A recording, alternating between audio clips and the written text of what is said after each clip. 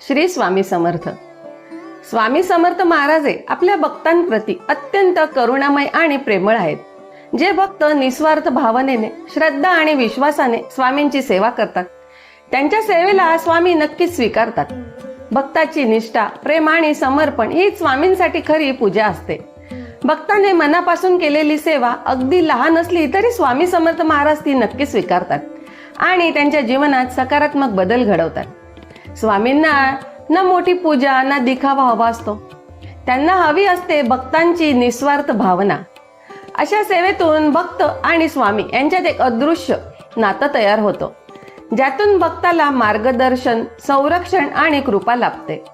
स्वामी समर्थ महाराज अनेक भक्तांच्या जीवनात संकट समयी प्रकट होऊन त्यांना मदत करत आले आहेत.